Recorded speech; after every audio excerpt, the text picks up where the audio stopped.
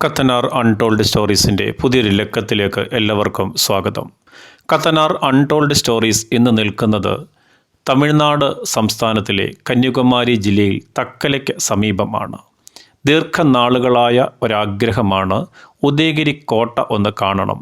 പലതവണ കന്യാകുമാരി പ്രദേശത്ത് സന്ദർശനം നടത്തിയപ്പോഴും ഉദയഗിരി കോട്ടയിലേക്ക് എത്തിച്ചേരാനായിട്ട് സാധിച്ചില്ല. കാരണം ഈ ഉദയഗിരി കോട്ട അതൊരു അനശ്വരമായ പ്രണയത്തിൻ്റെ സ്മാരകമായിട്ടാണ് ഞാൻ മനസ്സിലാക്കുന്നത്. കരിങ്കല്ലാൽ നിർമ്മിതമായ കോട്ടയാണ് ഈ കോട്ട. അതിനു മുമ്പ് അത് മൺകോട്ട ആയിരുന്നു എന്നാണ് പറയുന്നത്. ഡച്ച് നാവികപ്പടയുടെ മേധാവിയായിരുന്ന യുസ്റ്റേക്കസ് ഡിലനോയി അദ്ദേഹമാണ് ഈ കോട്ട നിർമ്മിച്ചത്. ഡച്ച് നാവികപ്പടയുമായി തിരുവിതാംകൂർ സൈന്യം കുളച്ചലിൽ വെച്ച് യുദ്ധമുണ്ടാവുകയും കുളച്ചൽ യുദ്ധത്തിൽ ഡച്ച് സൈന്യത്തെ മാർത്താണ്ഡവർമ്മയുടെ നേതൃത്വത്തിലുള്ള സൈന്യം പരാജയപ്പെടുത്തുകയും ഡച്ച് നാവികപ്പടയുടെ മേധാവിയായ യുസ്റ്റേക്കസ് ഡിലനോയിയെ തടവുകാരനായി പിടിക്കുകയും ചെയ്തുവെന്നാണ് പറയപ്പെടുന്നത്.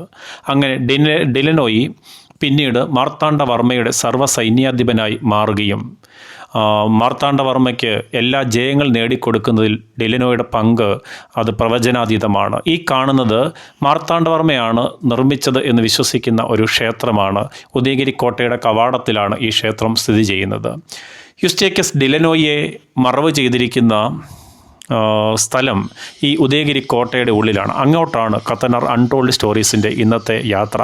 പോകുന്ന വഴിയിൽ കണ്ടതാണ് പീരങ്കി ഉണ്ടകൾ. നൂറ്റാണ്ടുകൾ പഴക്കമുള്ള ഈ പീരങ്കി ഉണ്ടകൾ ഇത്രയും പഴക്കമായിട്ടും അത് നശിക്കാതെ കിടക്കുന്നുവെന്നുള്ളത് നിശ്ചയമായും പ്രസ്താവ്യമായ കാര്യമാണ്. ഡച്ച് സൈന്യത്തിൽ ഉണ്ടായ ചില പ്രശ്നങ്ങൾ, ആ പ്രശ്നങ്ങളിൽ ഡിലനോയി അസ്വസ്ഥനാണ് എന്ന് മനസ്സിലാക്കിയ രാമയ്യൻ ദളവ, അതോടൊപ്പം തന്നെ അഞ്ചുതെങ്ങ് കോട്ടയിലെ ദിബാഷിയായിരുന്ന വ്യക്തി, അദ്ദേഹം ഒരു സിറിയൻ ക്രിസ്ത്യനായിരുന്നു.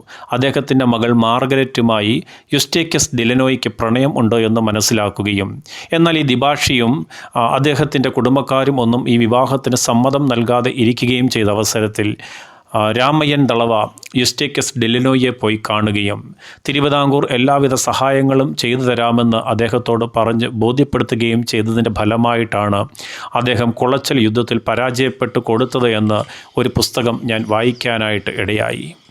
മാർഗരറ്റിനെ സ്വന്തമാക്കുവാൻ വേണ്ടി കുളച്ചൽ യുദ്ധത്തിൽ പരാജിതനായി മാറി, മാർത്താണ്ഡവർമ്മയുടെ തടവുകാരനായി മാറി, അവസാനം മാർത്താണ്ഡവർമ്മയുടെ വലങ്കൈയായി നിന്നുകൊണ്ട് തിരുവിതാംകൂറിൻ്റെ ഭൂതലം വർദ്ധിപ്പിച്ച് ഏതാണ്ട് തൃശ്ശൂരോളം എത്തിക്കുന്നതിൽ മുൻപിൽ നിന്ന് സഹായങ്ങൾ ചെയ്തത് ഈ യുസ്റ്റേക്കസ് ഡിലനോയിയാണ്. അദ്ദേഹത്തെയും അദ്ദേഹത്തിൻ്റെ ഭാര്യ മാർഗരറ്റിനെയും അവരുടെ മകൻ ജോണ്, അദ്ദേഹവും ഈ തിരുവിതാംകൂർ സൈന്യത്തിൻ്റെ ഭാഗമായിരുന്നു. ഒരപകടത്തിലാണ് അദ്ദേഹവും മരണപ്പെടുന്നത്. ഈ 3 പേരെയും അടക്കിയിരിക്കുന്നത്, അവർ അന്ത്യവിശ്രമം കൊള്ളുന്നത് ഈ കാണുന്ന ദേവാലയത്തിൻ്റെ ഉള്ളിലാണ്. ഡച്ച് മാതൃകയിലാണ് ഈ ദേവാലയം നിർമ്മിച്ചിരിക്കുന്നത്. ഡച്ച് ഈസ്റ്റ് ഇന്ത്യ കമ്പനിയുടെ എംബ്ലം അതിൻ്റെ പൂമുഖത്ത് അല്ലെങ്കിൽ മുഖവാരത്തിൽ നമുക്ക് കാണുവാനായിട്ട് സാധിക്കും. ഏതാണ്ട് നൂറ്റാണ്ടുകൾ പഴക്കമുള്ള ഒരു ദേവാലയമാണ് ഈ ദേവാലയം. 1700കളിലാണ് ഡിലനോയി കഥാവശേഷനായി മാറുന്നത്. അദ്ദേഹത്തിന് വേണ്ടി അനിഴം തിരുനാൾ മാർത്താണ്ഡവർമ്മയുടെ കാലശേഷം വന്ന മാർത്താണ്ഡവർമ്മ ഈ ദേവാലയം നിർമ്മിക്കുകയും അതിനുള്ളിൽ മനോഹരമായി അദ്ദേഹത്തെ കബറടക്കുകയും ചെയ്തു. അദ്ദേഹത്തിന് വേണ്ട എല്ലാ ആദരവുകളും തിരുവിതാംകൂർ അന്ന് നൽകുകയും ചെയ്തു. ഡച്ചുകാരെ തുടർന്ന് ഇവിടെ വന്ന ബ്രിട്ടീഷുകാർ അവരുടെ ഒരു പ്രധാന സങ്കേതമായിട്ടാണ് ഉദയഗിരി കോട്ടയെ കണ്ടത്. എങ്കിലും യുസ്റ്റേക്കസ് ഡിലനോയുടെയും സഹധർമ്മയുടെയും മകൻ്റെയും ഈ ശവകുടീരത്തിന് യാതൊരു കേടുപാടും വരുത്താൻ അവർ തയ്യാറായില്ല. കാരണം ഡിലനോയിക്ക് ഒരിക്കലും തിരിച്ച് സ്വന്തം ദേശത്തേക്ക് പോകാൻ സാധിക്കുകയില്ല. കാരണം ഡച്ചുകാർ അദ്ദേഹത്തെ രാജ്യദ്രോഹിയായിട്ടാണ് കണക്കാക്കിയിരുന്നത്. തിരുവിതാംകൂർ സൈന്യത്തെ പരിശീലിപ്പിച്ച് ലക്ഷണമൊത്ത നല്ലൊരു സൈന്യമാക്കി മാറ്റുന്നതിൽ ഡിലനോയുടെ പങ്ക് അത് ഒരിക്കലും നമുക്ക് വിസ്മരിക്കാനായിട്ട് സാധിക്കുകയില്ല. ഇംഗ്ലീഷ് അറിയാതിരുന്ന നാട്ട് പട്ടാളത്തിന് റൈറ്റ് ടേൺ എന്നതിന് ഓലക്കാലെന്നും ലെഫ്റ്റ് ടേൺ എന്നതിന് ശീലക്കാലെന്നും പറഞ്ഞാണ് അദ്ദേഹം അവരെ പഠിപ്പിച്ചത്.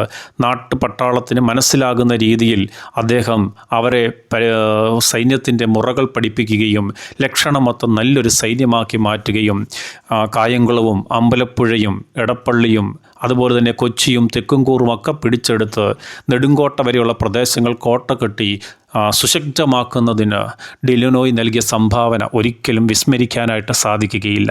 അതിനു മുമ്പ് നമ്മുടെ തിരുവിതാംകൂർ 10 ചെറിയ ചെറിയ നാട്ടുരാജ്യങ്ങളും നാടുവാഴികളുടെയും ഭരണത്തിൻ്റെ കീഴിലായിരുന്നുവെന്ന് ഒരിക്കലും നമ്മൾ ഓർക്കാറില്ല എന്നുള്ളതാണ് പരമമായ ഒരു വലിയ സത്യം.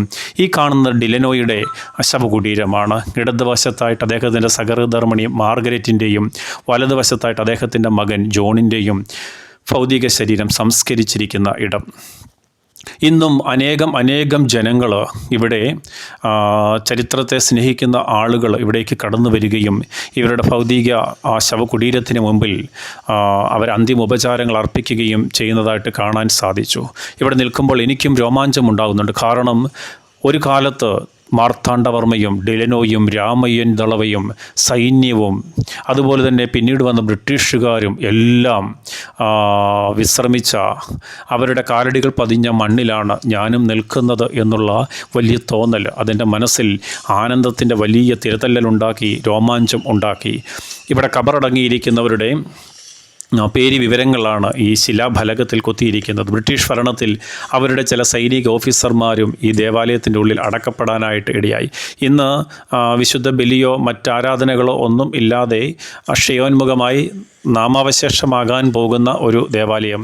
ഇത് വെട്ടുകല്ലാലാണ് നിർമ്മിതമായിരിക്കുന്നത്. പുറത്ത് പൂശിയിരിക്കുന്ന സിമെൻ്റ് ആവരണങ്ങളൊക്കെ ഏതാണ്ട് നാശത്തിലേക്ക് മാറി വെട്ടുകല്ലൊക്കെ തെളിഞ്ഞു കഴിയാനായിട്ട് നമുക്ക് നോക്കിയാൽ മനസ്സിലാക്കാൻ സാധിക്കും. തമിഴ്നാട് പുരാവസ്തു വകുപ്പ് ഇതിനെ മനോഹരമായി പരിപാലിക്കുമെന്ന് വിശ്വസിക്കുന്നു. കാരണം കേരളത്തിൻ്റെ ചരിത്രത്തിൽ ഒരിക്കലും നമുക്ക് തമസ്കരിക്കാൻ സാധിക്കാത്ത, ഒഴിച്ചു മാറ്റാനായിട്ട് സാധിക്കാത്ത ഒരു ഭൂപ്രദേശമാണ് ഈ തക്കല ഉൾക്കൊള്ളുന്ന പ്രദേശം, ഈ ഉദയഗിരി കോട്ട എന്ന് പറയുന്നത്. അങ്ങനെ ഷാജഹാൻ മുംതാസിന് വേണ്ടി താജ്മഹൽ നിർമ്മിച്ചുവെങ്കിൽ ഡെലനോയ്ക്കും മാർഗരറ്റിനും അതുപോലെ തന്നെ അവരുടെ മകനും വേണ്ടി തിരുവിതാംകൂർ നിർമ്മിച്ചു നൽകിയ ഏറ്റവും വിശിഷ്ടമായ ഉന്നതമായ നല്ല ഒരു സൗധമാണ് ഈ ദേവാലയവും. അതോടൊപ്പം ഏതാണ്ട് 92 ഏക്കർ നിലനിൽക്കുന്ന ഈ ഉദയഗിരി കോട്ടയും കാലത്തിന് ഒരിക്കലും തമസ്കരിക്കാൻ സാധിക്കാത്ത, കാലത്തിന് ഒരിക്കലും മായ്ക്കാൻ സാധിക്കാത്ത ചരിത്രത്തിൻ്റെ നല്ല മുകുളങ്ങൾ ഒളിപ്പിച്ചു വെച്ച ഈ ഉദയഗിരി കോട്ടയിൽ നിന്നുകൊണ്ട് കത്തനാർ അൺടോൾഡ് സ്റ്റോറീസിൻ്റെ ഈ ലക്കം ഇവിടെ പൂർണ്ണമാകുന്നു. എല്ലാ നല്ല അനുവാചകർക്കും നന്ദി, നല്ല നമസ്കാരം.